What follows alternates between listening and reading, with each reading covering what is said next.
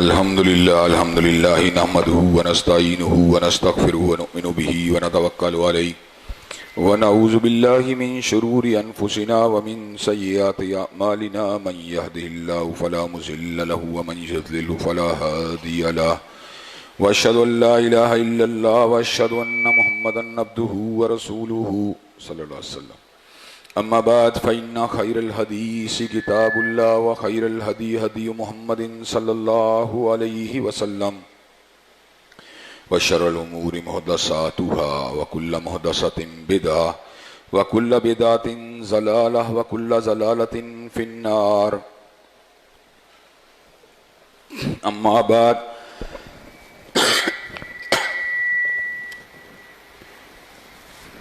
بعد اعوذ باللہ السمیع العلیم من الشیطان الرجیم وانزلنا الیک الذکر لتبین للناس ما نزل الیہم. ہر قسم کی تعریفات اللہ مالک الملک کے لیے ہیں جنہوں نے جنات اور انسان کو اپنی بندگی، اپنی عبادت اور اپنی پوجا کے لیے بنایا ہے. جنات اور انسان کی تخلیق کا حقیقی اور بنیادی مقصد یہی تھا کہ وہ بارگاہ رب العالمین میں آیا کریں، اپنی جبین نیاز کو مالک کائنات کی بارگاہ میں آ کے جھکایا کریں، اپنے دست سوال کو کبریا کی بارگاہ میں آ کے پھیلایا کریں، اپنی کمر کو حالت رکوع میں اس کی بارگاہ میں آ کے ہم کیا کریں، اسی کی تکبیر کی صداؤں کو بلند کیا کریں، اسی کی تحلیل کے آوازوں کو اجاگر کیا کریں، اسی کی تسبیح گیت گایا کریں. چنانچہ ارشاد ہوا وما خلقت الجن والانس الا لیعبدون، اور میں نے نہیں بنایا جنات اور انسان کو مگر اپنی پوجا، اپنی بندگی اور اپنی عبادت کے لیے. حمد و ثنا کے بعد عرب انگنت اور بے شمار درود و سلام ہوں اس ہستی اقدس و مقدس پر کہ جن کا نام نامی اور اسم گرامی محمد کریم صلی اللہ علیہ وآلہ آلہ وصحبہ وبارک وسلم ہے. اللہ رب العزت نے امام الہدیٰ علیہ الصلوۃ والتسلیم کو اہل کائنات کی ہدایت اور ان کی رہنمائی کے لیے مبعوث فرمایا، اور آپ کی ذات بابرکات کے ذریعے اہل کائنات کی ہدایت اور ان کی رہنمائی کا خوب بندوبست فرمایا. اللہ رب العزت نے امام کائنات علیہ الصلوۃ والتسلیم کی سیرت طیبہ میں طرح طرح کی خصوصیات کو ودیت فرما دیا تھا، اور گوناگو قسم کی صفات کو آپ کی ذات اقدس و مقدس کا حصہ بنا دیا تھا. اور ان تمام باتوں سے بڑھ کر یہ کہ میرے آقا کی زندگی میں کوئی صبح ایسی نہیں آئی، کوئی شام اور کوئی رات ایسی نہیں آئی، دکھوں کی کوئی گھڑی اور خوشیوں کا لمحہ ایسا نہیں آیا جب مالک کائنات نے اپنی تائید اور نصرت کاملہ اور اپنی حمایت بے بہا کو حضرت رسول اللہ صلی اللہ علیہ وسلم کے شامل حال نہ فرمایا ہو. اور ان تمام باتوں سے بڑھ کر یہ کہ عرش کے رب نے اپنی آخری کتاب حمید کو سید العرب والعجم تک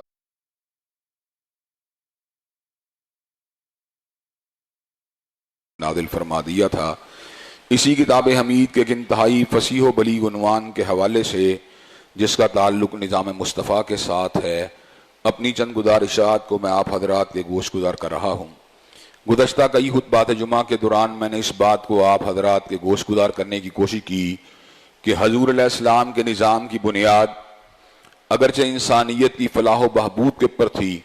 لیکن انسانوں کی فلاح و بہبود کے لیے حضور علیہ السلام نے سیکولر کیا، جہاں پر انسانوں کے مسائل انسانوں کی منشا کے مطابق حل کیے جائیں، انسانوں کے معاملات انسانوں کی جمہور کیے جائیں یا کولیکٹیو ہیومن وزڈم کے مطابق حل کیے جائیں، بلکہ حضور علیہ السلام نے ایک ایسے نظام کو متعارف فرمایا جہاں پر مخلوق کے مسائل خالق کائنات کی منشا اور اس کی مرضی کے مطابق حل کیے جائیں. اس لیے کہ انسان اپنے حوالے سے اگر کوئی ڈیسیژن لیتا ہے تو اس ڈیسیژن کے اندر غلطی کے، خطا کے، سہو کے، ٹھوکر لگنے کے امکانات موجود ہوتے ہیں، لیکن اللہ تبارک و تعالی جب بنی نوع انسان کی رہنمائی کے لیے، ان کے فائدے کے لیے، ان کی ترقی کے لیے، ان کی فلاح و بہبود کے لیے کسی حکم کو نازل فرماتے ہیں تو اس کے اندر نہ سہو ہوتی ہے، نہ خطا ہوتی ہے، نہ بھول ہوتی ہے، نہ چوک ہوتی ہے. اللہ تبارک و تعالیٰ کے جملہ احکامات سہو سے پاک، نسیان سے پاک، خطا سے پاک ہوتے ہیں. هو اعلم بكم اذ انشاكم من الارض واذ انتم اجنة في بطون امهاتكم. ہم تو اپنے آپ کو اس وقت سے جانتے ہیں جب ہم سن تمیز تک پہنچے، سن شعور تک پہنچے. کون سا بندہ ہے جو اس بات کو جانتا ہو کہ جب اس کی والدہ اس کو صاف کرتی تھیں، اس کو طہارت کرواتی تھیں، اس کی ضروریات اور اس کی حاجات کو پورا کرتی تھیں، وہ منظر کیا کسی انسان کی آنکھوں کے سامنے ہے؟ انسان ان مناظر کو نہیں جانتا، حالانکہ ان تمام کے تمام مناظر سے وہ خود گزرا ہے۔ پیمپر لگنے والی عمر اور اس سے قبل جو کپڑے و کسات انسان کو لنگوٹ کے ساتھ باندھا جاتا تھا، اس عمر کے مناظر ہماری آنکھوں کے سامنے موجود نہیں ہیں۔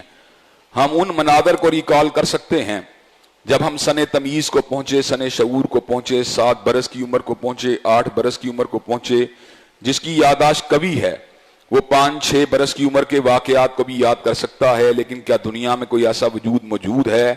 جو یہ بات کہہ سکے کہ میں 6 مہینے کی عمر میں جب اپنی ماں کی جھولی میں تھا تو میں ایسا تھا، میں ویسا تھا؟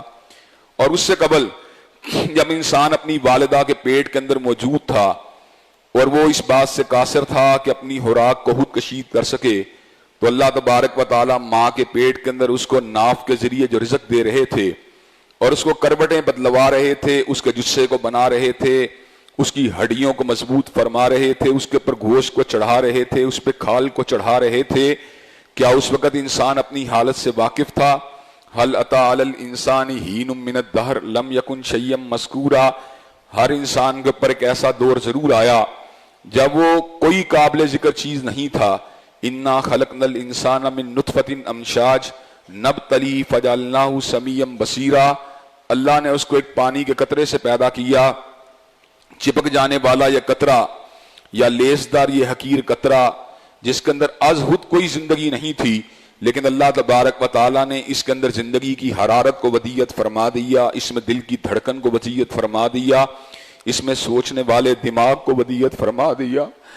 فَجَعَلْنَاهُ سَمِيعًا بَصِيرًا، اس کو سننے والا بھی بنا دیا، اس کو دیکھنے والا بھی بنا دیا۔ لیکن حضرات گرامی قدر، میرا پروردگار عالم مجھے اس وقت سے جانتا ہے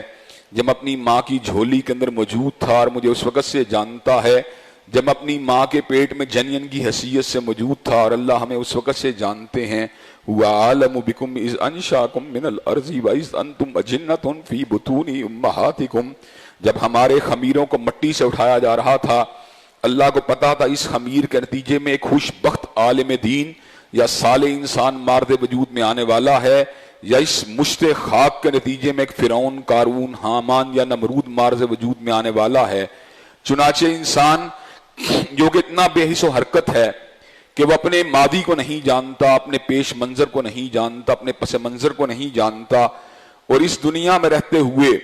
حالت نیند کے اندر وہ اپنے گرد و نواح میں ہونے والے حالات کو نہیں جانتا۔ حالت نیند کے اندر اس کا دل دھڑک تو رہا ہوتا ہے، پھیپھڑوں میں سانس آ تو رہا ہوتا ہے، رگوں اور وریدوں کے درمیان خون جا تو رہا ہوتا ہے۔ اس خون کو دوڑانے والا کون ہے؟ میرا پروردگار ہے۔ اس سانس کو چلانے والا کون ہے؟ میرا پروردگار ہے۔ اس دماغ کے اندر سوچ کے چراغوں اور دیوں کو جلانے والا کون ہے؟ میرا پروردگار ہے۔ اس عالم کے اندر ہمیں اچھے سے سپنے دکھلانے والا کون ہے؟ اللہ تبارک و تعالی ہے۔ تو اللہ تبارک و تعالی جو میرے فائدے کی بات بتلا سکتے ہیں، وہ میرے فائدے کی بات مجھے خود بھی معلوم نہیں ہے۔ میں اپنے ظاہر کو نہیں جانتا، میں اپنے باطن کو اتنا نہیں جانتا جتنا میرا پروردگار جانتا ہے۔ میرے اللہ نے مجھے داڑھی دی، میری داڑھی کے کتنے بال ہیں میں نہیں جانتا، لیکن میرا رب ان داڑھی کے بالوں کو بھی جانتا ہے جو جھڑ چکے ہیں، اور ان کی جگہ جو نئے آنے والے بال ہیں اللہ ان کو بھی جانتا ہے۔ میرے سر کے اوپر جتنے بال ہیں میں ان کی کنگھی کرنے کو جانتا ہوں، لیکن ان کی تعداد کو نہیں جانتا۔ اللہ تبارک و تعالیٰ ان بالوں کی مقدار کو جانتے ہیں، اس کے گھنے پن کو جانتے ہیں، ان کی تعداد کو جانتے ہیں۔ حضرات گرامی قدر، میں ایک گھنٹے میں کتنی مرتبہ سانس لیتا ہوں میں اس چیز کو نہیں جانتا، لیکن میری ولادت کے دن سے لے کر آج تک میں نے جتنے سانس لیے، میرا پروردگار ان سانسوں کی مقدار کو بھی جانتا ہے، اس کی کمیت کو جانتا ہے، ان کی کیفیت کو جانتا ہے، ان میں اکھڑے ہوئے سانسوں کو جانتا ہے، ان میں ہموار سانسوں کو جانتا ہے۔ حضرات گرامی قدر، ان کے اندر پھنسے ہوئے سانسوں کو جانتا ہے، ان میں خوشگوار سانسوں کو جانتا ہے۔ میرا دل 10 منٹ کے اندر کتنی مرتبہ دھڑکتا ہے، میں اتنا کم علم ہوں اپنے بارے میں 10 منٹ کی دھڑکن کی مقدار کو نہیں جانتا، لیکن میرا رب اس دن سے میرے دل کی دھڑکنوں کو جانتا ہے جس دن سے میری ولادت ہوئی۔ آج تک میرا دل کتنی مرتبہ دھڑکا، آج تک میرا دل کتنی مرتبہ ڈوبا، آج تک میرا دل جو ہے اس نے کتنی مرتبہ غوطے کھائے، میرے پروردگار عالم کو ہر بات کا علم ہے۔ حضرات گرامی کے کتنے ہی سبق تھے جو میں نے یاد کیے اور جن کو میں بھول گیا۔ حضرات گرامی قدر کتنے ہی سبق ہیں جو مجھے آج تک یاد ہیں، اللہ میرے بھولے ہوئے اسباق کو بھی جانتے ہیں اور جتنے اسباق مجھے یاد ہیں ان کو بھی جانتے ہیں۔ حضرات گرامی قدر میرے پردادا جی کون تھے، میں نے ان کے نام کو سنا ہے لیکن میرے پردادا کے پردادا کون ہیں میں ان کے نام کو نہیں جانتا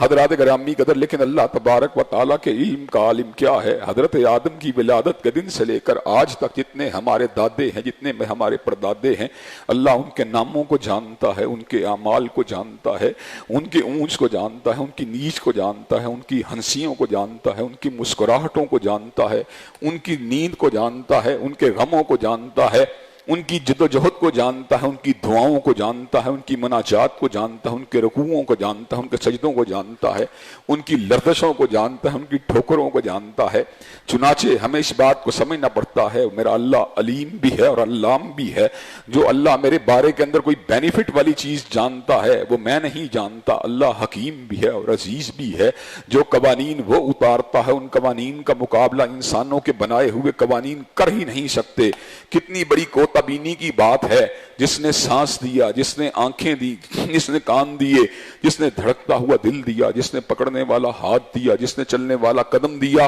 اس کے قانون کو ٹھکرا دیا جائے اور اپنے قانون کی بات کی جائے، اپنی منشا کی بات کی جائے، اپنی مرضی کی بات کی جائے۔ حضرات گرامی قدر، چنانچہ جس وقت جمہوریت کے ڈومین کی بات آتی ہے، آپ کو پتا ہے میں جمہوریت پسند ہوں اور جمہوریت کی حمایت کرتا ہوں۔ حضرات گرامی قدر، اس وقت جب میں جمہور کی بات کرتا ہوں، جمہوریت کی حمایت کرتا ہوں، میں ان امور میں نہیں کرتا جو میرے پروردگار نے نازل فرما دیے، میں ان امور میں نہیں کرتا جو میرے پیغمبر کی زبان سے نکلے ہیں۔ میں جمہور کی بات وہاں پر کرتا ہوں جہاں پر شریعت میں خاموشی ہے، جہاں پہ امور ملکی ہیں، جہاں پہ ڈیموں کے بننے کی بات ہے، جہاں پر بجٹ کے ایلوکیٹ کرنے کی بات ہے، جہاں پر اختیار کے توازن کی بات ہے۔ میں کہتا ہوں یہاں پر شریعت نے خاموشی کو اختیار کیا، یہاں پر کولیکٹیو ہیومن وزڈم سے فائدہ اٹھا لیا جائے، یہاں پر عقل اجتماعی سے فائدہ اٹھا لیا جائے، یہاں پر انسانوں کی عقل کی اکثریت سے فائدہ اٹھا لیا جائے۔ لیکن میں جمہوریت کو نہیں مانتا جو مغربی رنگ میں رنگی ہوئی جمہوریت ہے، جس کے اندر اللہ کے حکموں کے مقابلے میں پارلیمان کو حجت مانا جاتا ہے، جس میں احکام الہیہ کے مقابلے میں پارلیمنٹ کو دلیل مانا جاتا ہے۔ حضرات گرامی قدر، چنانچہ وہ تصور جمہوریت جس کی دعوت حضرت قائد اعظم نے دی تھی، جس کی دعوت حضرت علامہ اقبال نے دی تھی، جس کی دعوت حضرت مولانا ظفر علی خان نے دی تھی، جس کی دعوت مولانا محمد علی جوہر نے دی تھی، جس کی دعوت اکابر علماء اسلام نے دی تھی، جس کی دعوت حضرت علامہ شہید نے دی تھی، جس کی دعوت حبیب الرحمان نے دی تھی، وہ جمہوریت وہ ہے جس کے اندر امور ملکی کے اندر، جس کے اندر اختیارات کے توازن کے معاملات کے اندر، جس کے اندر بجٹ کے معاملات کے اندر، جس کے اندر دفاع کے معاملات کے اندر، جس میں نظم اجتماعی کے معاملات کے اندر عقل انسانی کی اکثریت کی رائے کو تسلیم کر لیا جائے۔ وگرنہ حضرت علامہ ہوں یا حضرت حبیب الرحمان ہوں یا اکابر علماء اسلام ہوں یا مولانا ظفر علی خان ہوں یا مولانا محمد علی جوہر ہوں یا حضرت علامہ اقبال ہوں، وہ اس بات کا تصور بھی نہیں کر سکتے کہ اللہ کی رائے کے مقابلے میں، اللہ کے حکم کے مقابلے میں، اللہ کے اذن کے مقابلے میں، حضور علیہ السلام کی بات کے مقابلے میں، آپ کے ارشادات عالیہ کے مقابلے میں، آپ کی حدیث طیبہ کے مقابلے میں، آپ کی سنت مطہرہ کے مقابلے میں، آپ کے ارشاد عالیہ کے مقابلے میں انسانوں کی اکثریت کی رائے کو تسلیم کیا جائے۔ حضرات گرامی قدر، شراب اگر اللہ نے حرام کی ہے تو وہ حرام ہی حرام ہے، زنا کو اللہ نے اگر حرام کیا وہ حرام ہی حرام ہے۔ حضرات گرامی قدر، جوئے کو اگر اللہ نے حرام کیا وہ حرام ہی حرام ہے۔ زنا کاری فحاشی کے راستوں کو اگر اللہ نے حرام کیا وہ حرام ہی حرام ہے۔ بے پردگی کو اللہ نے اگر حرام کیا وہ حرام ہی حرام ہے۔ اسی طرح تعدد ازواج کو، ایک سے زیادہ بیوی رکھنے کو اگر اللہ تعالیٰ نے حلال کیا وہ حلال ہی حلال ہے۔ کاروبار کی جملہ اقسام کو جن کے اندر حرام کی آمیزش نہ ہو، اللہ نے حلال کیا وہ حلال ہی حلال ہیں۔ حضرات گرامی قدر، نکاح بیعہ ولی جو ہے اس کی شریعت نے اجازت نہیں دی، وہ ناجائز ہے، چاہے کتنے مرضی مفتی جمع ہو جائیں۔ چنانچہ ہمارا موقف جو ہے وہ لوہے کی لکیر کی مانند ہے۔ ہمارا موقف جو ہے اللہ تبارک و تعالیٰ کے فضل و کرم سے ہمالیہ کے پہاڑوں سے بلند ہے، اور ہمارا موقف جو ہے بحر اوقیانوس کی گہرائیوں سے زیادہ گہرا ہے کہ جہاں پر میرے پروردگار عالم کی کی بات ہوگی یا اس کے بھیجے ہوئے رسول کی بات ہوگی کہ اس کا بھیجا ہوا رسول بھی اسی کی منشا کے مطابق گفتگو کرتا ہے, اسی کی مرضی کے مطابق گفتگو کرتا ہے کہ وما ینطق عن الہوا ان ہوا الا وحی یوحی, کہ وہ اپنی مرضی کے ساتھ کلام نہیں کرتے, اپنی مرضی کے ساتھ نہیں بولتے. حضرات گرامی قدر حضور علیہ السلام کیا کرتے تھے؟ یحل لهم الطیبات ویحرم علیہم الخبائث ویضع عنہم اصرہم والاغلال التی کانت علیہم. اللہ تبارک و تعالیٰ کے حبیب طیب چیزوں کو اللہ کے حکم سے حلال کرنے والے تھے, ناپاک چیزوں کو اللہ کے حکم سے حرام کرنے والے تھے. ویضع عنہم اصرہم والاغلال التی کانت علیہم, اور ان بوجھوں کو جو انسانوں نے خود اپنے کاندھوں کے اوپر ڈال لی, اللہ نے ان کے کاندھوں کے اوپر نہیں ڈالے, ان بوجھوں کو ان سے اٹھانے والے تھے. اور رسوم و رواج کی ان زنجیروں کو,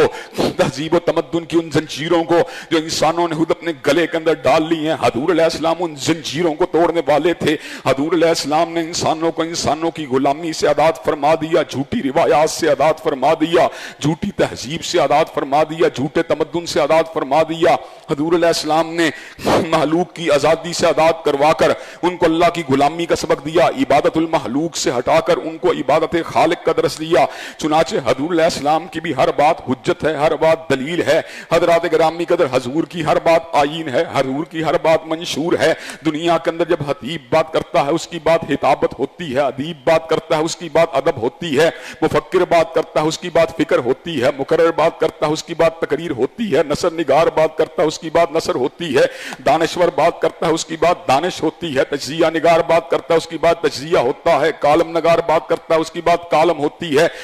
اداریہ نویس بات کرتا ہے اس کی بات اداریہ ہوتی ہے, شاعر بات کرتا ہے اس کی بات شاعری ہوتی ہے, حکمت والا بات کرتا ہے اس کی بات حکمت ہوتی ہے, حکیم و دانا بات کرتا ہے اس کی بات دانائی ہوتی ہے, فہیم بات کرتا ہے اس کی بات فراست ہوتی ہے. لیکن میرے نبی کو یہ اعزاز حاصل ہے کہ ہر لفظ شریعت بنیا جب نبی نے زبان ہلائی, کہ حضور علیہ السلام جس وقت بات کرتے ہیں وہ بات شریعت ہوتی ہے, وہ بات آئین ہوتی ہے, وہ بات قانون ہوتی ہے, وہ لوہے کی لکیر ہوتی ہے, وہ ہمالیہ سے زیادہ بلند ہوتی ہے, وہ بحر اوقیانوس سے زیادہ جو ہے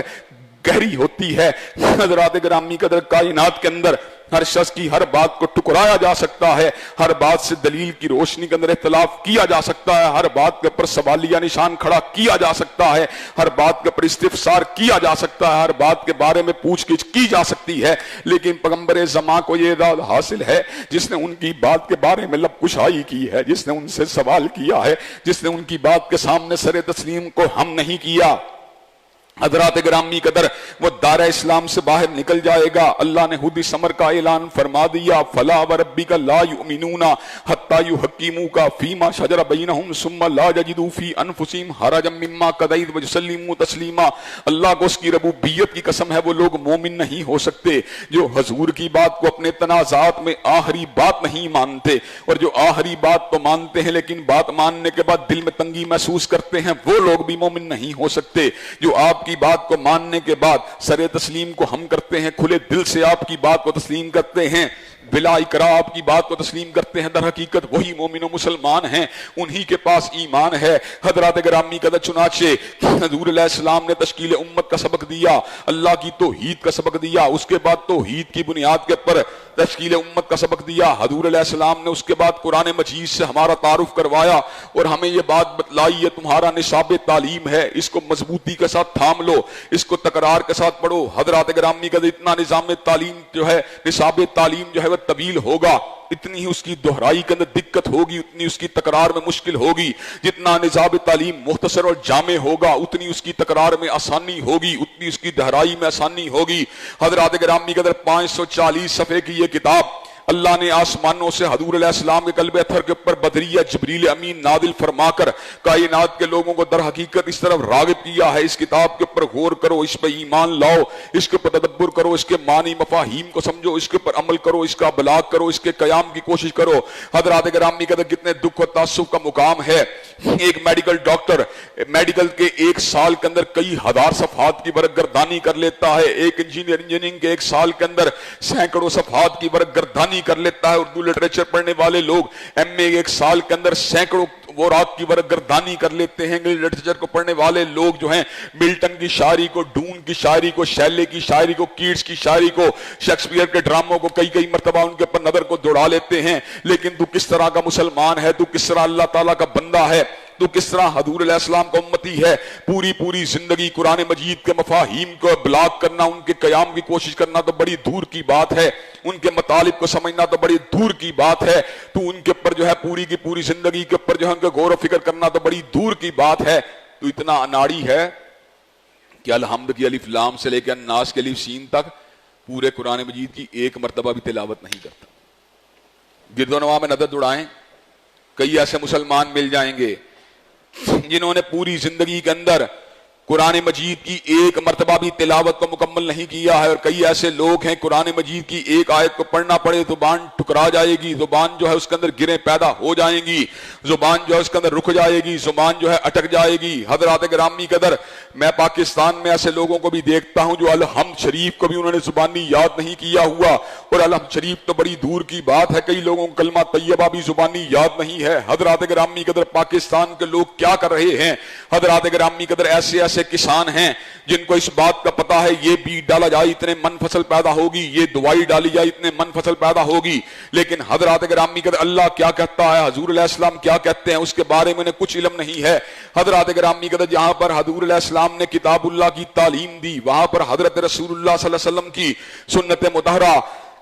اور حدیث طیبہ بھی ہمارے لیے نصاب علم ہے۔ حضرات گرامی قدر، دو باتوں کی طرف آپ نے امت کی رغبت کو دلوا دیا، دو باتوں کی آپ نے انسانیت کی رہنمائی کو فرما دیا۔ ایک آپ نے کتاب اللہ کے اوپر ایمان کا درس دیا، آپ نے اس کے مفاہیم کے اوپر غور کرنے کا درس دیا، اس کی تلاوت کا درس دیا، اس کے اوپر عمل پیرائی کا درس دیا، اس کے ابلاغ و تبلیغ کا درس دیا، اس کے قیام کا درس دیا، اور حضرات گرامی قدر اس کے ساتھ ساتھ آپ نے اپنی حدیث طیبہ کی طرف دعوت دی، اپنی سنت مطہرہ کی طرف دعوت دی۔ خطبہ حجۃ الوداع کے دن آپ نے مارکۃ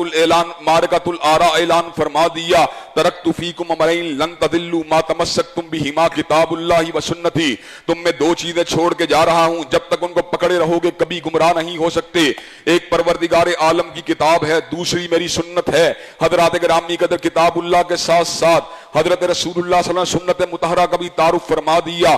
حدیث طیبہ کا بھی تعارف فرما دیا۔ حضرات گرامی قدر، بہت سے لوگ اس قسم کے دائیں بائیں سے آنے والے اوٹ پٹانگ قسم کے سوال کرتے ہیں کہ اکیلا قرآن ہی کافی نہیں تھا، کہ اللہ تبارک و تعالیٰ کی اکیلی کتاب ہی کافی نہیں تھی، کیا الحمد کی الف لام سے لے کر الناس کی الف سین تک یہی قرآن مجید ہمارے لیے کافی نہیں تھا؟ حضرات گرامی قدر، اللہ تبارک و تعالیٰ کا کلام فصیح و بلیغ تھا، اس کے اندر معانی کا ایک سمندر تھا، اس کے اندر مطالب کا ایک بحر بے کراں تھا۔ حضرات گرامی قدر، اس کے مفاہیم اور معانی کو اس انداز میں متعین کرنے کے لیے جو اللہ تبارک و تعالیٰ کو مطلوب ہو اس کو پڑھ سکتے تھے۔ اللہ تبارک و تعالیٰ تمہیں حکم دیتے روزوں حضور کے اسوے کے بغیر عمرہ کر سکتے تھے، اللہ تبارک و تعالیٰ تمہیں حکم دیتے زکوٰۃ دو، کیا تم حضور کے اسوے کے بغیر زکوٰۃ کو دے سکتے تھے؟ اللہ تبارک و تعالیٰ تمہیں حکم دیتے گھر کے اندر پردہ داری کے نظام کو قائم کرو، کیا کا انعقاد کر سکتے تھے؟ حضرات گرامی قدر، ہمیں یہ بات سمجھ میں آتی ہے،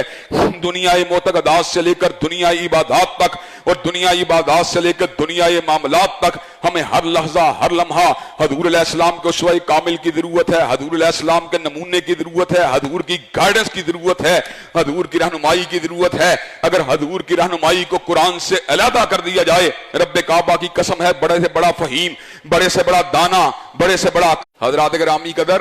ادارہ طلوع اسلام کا بانی، نامور منکر حدیث غلام احمد پرویز جو تھا، وہ لوگوں کو اس بات کی دعوت دیا کرتا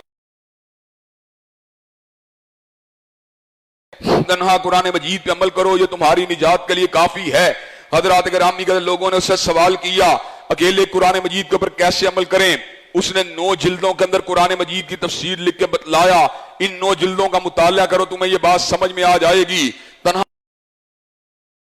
ہے حضرات گرامی قدر، ایسے عالم کے اندر ایک محب رسول صلی اللہ علیہ وسلم اٹھا، حدیث سے پیار کرنے والا اٹھا، سنت مطہرہ کے ساتھ بستگی کو اختیار کرنے والا اٹھا، اس نے غلام احمد پرویز کو ایک مارکۃ الآراء خط لکھا، اس نے کہا آپ کی دعوت یہ تھی تنہا قرآن مجید ہمارے لیے کافی ہے۔ ہم نے تنہا قرآن مجید کو جب سمجھنے کی کوشش کی تو آپ نے اس بات کو سمجھانے کے لیے اپنی 9 جلدوں کو آگے کر دیا۔ ہم اس بات کو سمجھ گئے تنہا قرآن مجید کو سمجھنے کے لیے پھر آپ کی 9 جلدوں سے گزرنا پڑے گا، تو ہمیں یہ بات سمجھ میں آئی اگر پھر ہم نے 9 جلدوں کے پر عمل کرنا ہے تو کیوں نہ حضور کی 6 کتابوں کے پر عمل کر لیا جائے۔ حضرات گرامی قدر، اس سے یہ بات ثابت ہوتی ہے کہ قرآن مجید کی ہر آیت کو پر غور کرنے کے لیے، اس کے پر تدبر کرنے کے لیے، اس پہ عمل کرنے کے لیے حضرت رسول اللہ صلی اللہ علیہ وسلم کے فرمودات مبارک کی ضرورت ہے، آپ کی سنت مطہرہ کی ضرورت ہے۔ حضرات گرامی قدر، انسان یوم ولادت کے بعد اس کے بالوں کو جو ہے موڑا جاتا ہے، اس کا عقیقہ کیا جاتا ہے، اس کے نام کو رکھا جاتا ہے، اس کے ختنوں کو کیا جاتا ہے۔ حضرات گرامی قدر، اس کی پیدائش کے بعد جب وہ بڑا ہوتا ہے تو اس کو دودھ پلایا جاتا ہے، اس کے بعد جب بڑا ہوتا ہے اس کی تربیت کو کیا جاتا ہے، جب بڑا ہوتا ہے اس کی شادی کو کیا جاتا ہے، جب عمر کو گزارنے کے بعد مر جاتا ہے اس کو غسل دیا جاتا ہے، اس کو کفن پہنایا جاتا ہے، اس کو دفن کیا جاتا ہے۔ جو حضرت رسول اللہ کی حدیث کو نہیں مانتے وہ بالوں کو موڑ کے دکھلائیں، عقیقے کو کر کے دکھلائیں، ختنے کو کر کے بتلائیں۔ حضرات گرامی قدر، اس کے بعد جو ہے وہ شادی بیاہ کو اس طریقے سے کر کے دکھلائیں جو شریعت کو مطلوب ہے۔ اور جب مردہ فوت ہو جائے پھر سوچیں دفن کرنا ہے کہ آگ لگانی ہے، مرگڑ کے اوپر اتارنا ہے، قبر کے اندر اتارنا ہے، کفن پہنانا ہے کہ نہیں پہنانا، جنازہ اٹھانا ہے کہ نہیں اٹھانا۔ حضرات گرامی قدر، میت کو قبرستان کے اندر پہنچانا ہے کہ اس کو کسی گھڑا کھود کے دفن کر دینا ہے۔ حضرات گرامی قدر، ان تمام کی تمام باتوں کی معرفت کو حاصل کرنے کے لیے جہاں پر کتاب اللہ کی ضرورت تھی وہاں پر سنت رسول اللہ صلی اللہ علیہ وسلم کی ضرورت تھی۔ اس لیے کہ روئے زمین کے اوپر فقط حضور علیہ السلام کو یہ اعداد حاصل ہے کہ آپ کی ہر بات شریعت کے معاملات کے اندر دلیل ہے، آپ کی ہر بات جو ہے شریعت کے معاملات کے اندر اٹل ہے، آئین ہے، قانون ہے، دستور ہے۔ حضرات گرامی قدر، کتاب اللہ کے ساتھ ساتھ حضرت رسول اللہ صلی اللہ علیہ وسلم کی حدیث طیبہ اور آپ کی سنت مطہرہ کی اسلام کے اندر کیا اہمیت ہے اور شریعت مطہرہ کے اندر اس کی کیا اہمیت اور حیثیت ہے، اور اقامت دین سے قبل کتاب اللہ کے ساتھ ساتھ سنت نبوی شریف سے تمسک کی ہمیں کیا ضرورت ہے، انشاءاللہ ان تمام باتوں کو آئندہ خطبہ جمعہ میں آپ حضرات کے گوش گزار کیا جائے گا۔ اللہ تبارک و تعالیٰ سے دعا ہے اللہ تبارک و تعالیٰ ہم سب کو کتاب اللہ اور سنت رسول اللہ صلی اللہ علیہ وسلم کے ساتھ تمسک کو اختیار کرنے کی توفیق دے۔ وآخر دعوانا ان الحمدللہ رب العالمین۔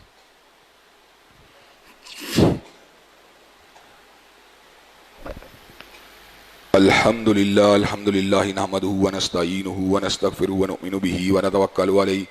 ونعوذ باللہ من شرور انفسنا ومن سیئات اعمالنا من یہدہ اللہ فلا مضل لہ ومن یضلل فلا ہادی لہ واشہد ان لا الہ الا اللہ واشہد ان محمدا عبدہ ورسولہ صلی اللہ علیہ وسلم۔ اما بعد فإن خیر الحدیث کتاب اللہ وخیر الہدی ہدی محمد صلی اللہ علیہ وسلم وشر الامور محدثاتها وکل محدثۃ بدعہ وکل بدعۃ ضلالہ وکل ضلالۃ فی النار۔ حضرات گرامی قدر، حضرت رسول اللہ صلی اللہ علیہ وسلم کا اسوہ ہمارے لیے ایک نمونے کی حیثیت رکھتا ہے۔ حضور علیہ السلام کے اپنے امتیوں کے اوپر بہت سے حق ہیں۔ ہم نے اس ضمن کے اندر حضور کی عظمت کا ذکر کیا،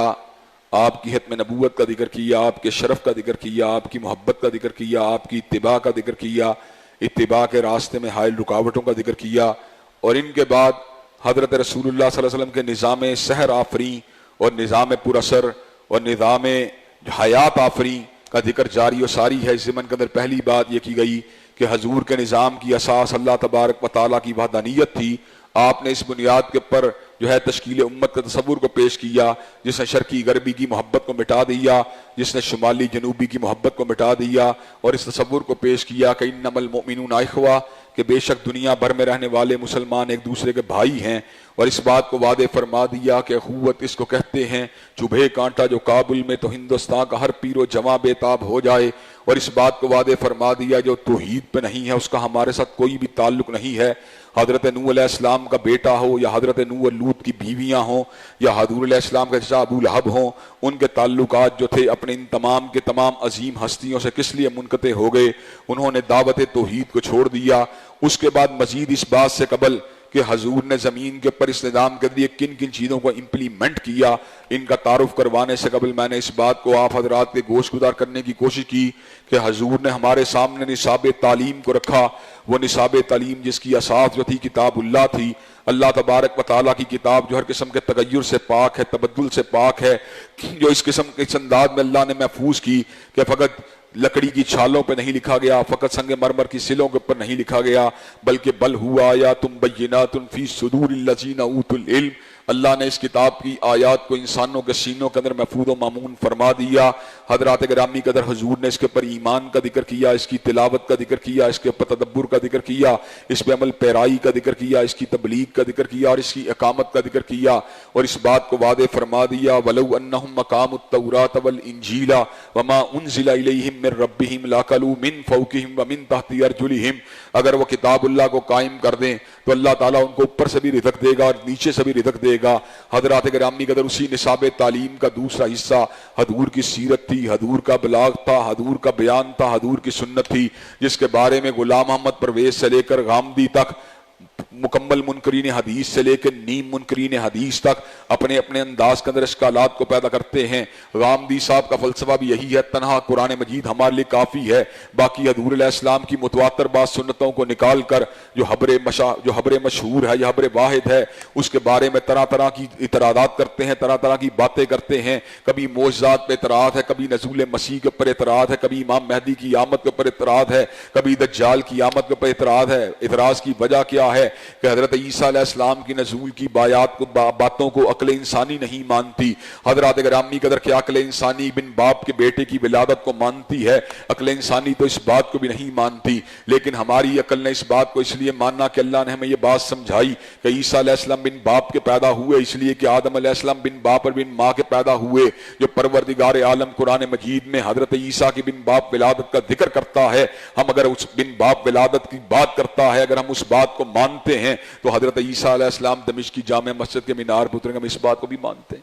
اس میں کون سی ایسی بات ہے؟ حضرات گرامی قدر حضور علیہ السلام نے نصاب تعلیم کے اعتبار سے ہمیں دوسرا سیٹ دیا، حدیث طیبہ کا سیٹ دیا، سنت مطہرہ کا سیٹ دیا۔ اس کی اہمیت کیا تھی، اس کے اجمال کے حوالے سے بغیر زیادہ وضاحت کیے ہوئے وقت کے اختصار کے پیش نظر میں نے اشارتاً آپ کے سامنے باتوں کو رکھا ہے، لیکن انشاءاللہ اگلے جمعے میں مزید اس بات کو کھول کے آپ حضرات کے سامنے بیان کروں گا، اور پھر ان نکات کو بیان کروں گا جو حضور علیہ السلام نے کتاب و سنت کے نصاب کو اپنے صحابہ اور اپنی امتیوں کے سامنے پیش کرنے کے بعد جن کو زمین پہ امپلیمنٹ کیا، اور جس نظام کی وجہ سے پھر اللہ تعالیٰ نے انسانوں کو اور مسلمانوں کو اتنا عروج دیا کہ انہوں نے کسریٰ کے آتش کدے کو بجھا دیا، رومت الکبریٰ کی ہیبت کو مٹا دیا، کلیسا کی عظمت کو گرا دیا، اور پوری دنیا پہ اللہ اکبر کے جھنڈوں کو لہرا دیا۔ حضرات گرامی قدر ان باتوں کو انشاءاللہ آئندہ خطبہ جمعہ میں آپ حضرات کے گوش گدار کیا جائے گا۔ اللہ تبارک و تعالی ہم سب کو کتاب و سنت سے والہانہ بستگی اختیار کرنے کی توفیق دے۔ ان اللہ یامر بالعدل والاحسان وایتاء ذی القربى وینہی عن الفحشاء والمنکر والبغی۔